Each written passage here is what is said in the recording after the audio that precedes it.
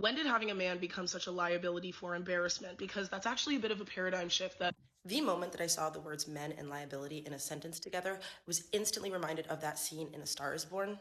In this scene, Allie, played by Lady Gaga, is accepting an award at the Grammys, and her husband, played by Bradley Cooper, pees himself on stage. She interrupts her speech and essentially works to protect his dignity, trying to cover him up, even at the expense of her own reputation. This got me thinking about how so many of our systems and structures in this world, be they political, familial, romantic, and even professional, are designed around protecting men's integrity, and often doing so at the direct expense and liability of others. And ultimately, the way that this is done is by having people, structures, systems, legal teams, even entire corporations essentially run interference between men's behavior and the consequences of their actions. Under patriarchy, so much labor actually goes into shielding men from having to live and experience the consequence of their behavior. But this idea of men as assets that need to be protected is shifting. I have a lot of friends that work in marketing, and oftentimes they talk about how having men as the face of brand deals for long periods of time just isn't viable anymore. And the reason for that is because when it comes to the concept of male or masculine celebrity, the conversations we're having now are a when, not an if, in terms of whether some scandal or some dirt or some assault or insert whatever absolutely diabolical piece of information is going to surface about them over time. And so, even from a marketing perspective, the cost of protecting and running interference between that man's past, the skeletons in that man's closet, and the actual value of the campaign no longer balance each other out. And interpersonally, you see this all the time. So much work and labor is done so that men don't have to feel bad, feel stupid, or look stupid. I was just watching a video recently of a woman who was saying to praise a man because he was doing the laundry, even if he didn't do it right. Under patriarchy, the majority of labor is actually designed to prevent men from having to actually interact with the negative outcome and experience of behaving badly and harming people around them. Now, in the past, I feel like even maybe psychologically, there felt to be a value proposition around this, whether it was to avoid the negative consequences of not being able to associate with men, which is a big issue for women, whether it was the fact that these men were financially lucrative for companies, for corporations, for brands. But conversations around this are changing. Women are talking about the financial ruin they brought upon their lives by trying to support men going through difficult periods of time and loaning them money instead of allowing that man to deal with the consequences of his financial universe. It's a running joke that if you post the man that you're dating on social media, you're likely to end up embarrassed within a week or two. Someone's going to come to you as a woman, or some other unsavory piece of information will come to you totally unexpected and unsought out. And that's not even addressing the growing amount of research and data saying that, first of all, marriage lowers life expectancy of women due to the amount of domestic and emotional labor they're expected to do, and that single childless women are happier. I think another side effect of this phenomena of having decades and generations of people working to protect the integrity and the dignity of men is that there hasn't been a sense of reciprocity or mutuality in that.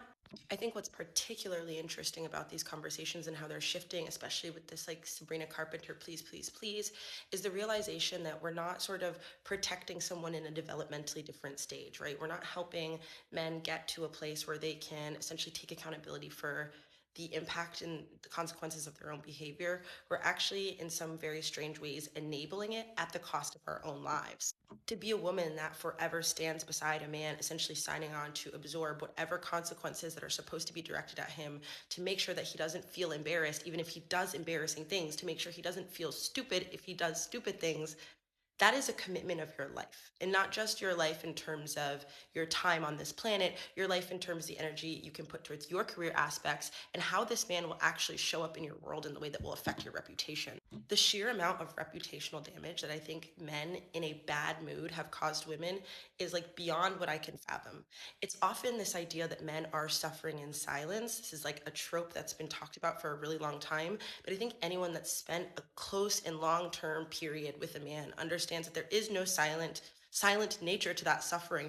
That pain and those unmetabolized feelings leak everywhere else and are essentially managed and metabolized by everyone else around. I think that's why when it comes to romantic relationships between men and women, they often feel fundamentally unjust. The woman is working to protect the integrity, to protect and defend, and ultimately support the dignity of the man, and that is not being done back to her, right? Whether it's through cheating, whether it's through manipulation, whether it's through gaslighting, whether it's through psychological or even physical abuse, The man isn't showing up to have the same level of stewardship, of ownership, of responsibility for holding and protecting and defending his female counterpart's integrity. And so this creates a power dynamic where the price, the cost of a man's comfort, of his shield against the consequences of his own behavior, is the dignity and self-respect of another. It sets up a universe of relational dynamics where a woman will hold humiliation, will experience humiliation in order to protect a man from being humiliated, or even just feeling humiliated, which is an important distinction. And because we exist under patriarchy, right, this labor isn't valued. It's often invisible or simply noted as a basic entitlement that men feel they deserve in relationship, in jobs, in professional environments, in academia, wherever you see a system intersect with patriarchy.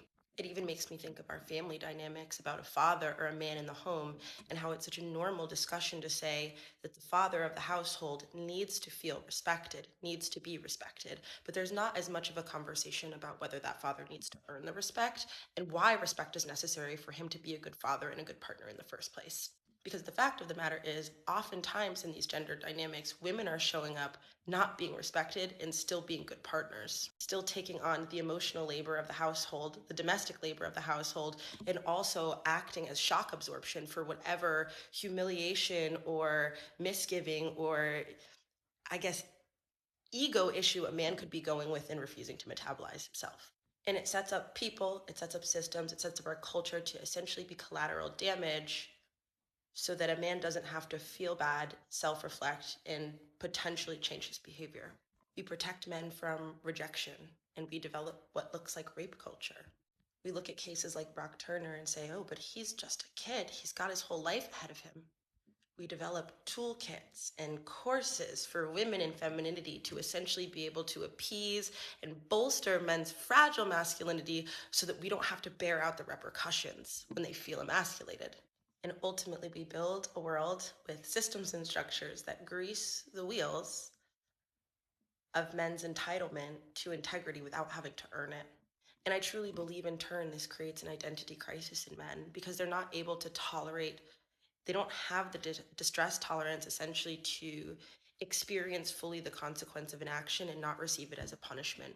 They don't have a dexterous emotional interior landscape that allows them to look at their actions, experience a sensation like humiliation or alienation or the distance maybe their coworkers or their friends or their loved ones would give them naturally from doing something kind of shitty. And so, in their inability to do that work and in our taking on that work, we kind of create a league of tyrants that continue to humiliate, abuse, and misuse while expecting nothing but the benefit of the doubt. And we also live in a world that justifies men's discomfort being supported by men for men with violence. How many people have lost their lives due to a man's humiliation or internalized homophobia? How many women have lost their jobs or their lives simply for rejecting a man's advances? And ultimately, it truly boggles my mind that we don't reflect on the loss of these sorts of systems and these sorts of belief systems, especially, and take time to be present with and grieve the way that the world would look different if we had even 1 out of 10 of every creative woman lost to this function.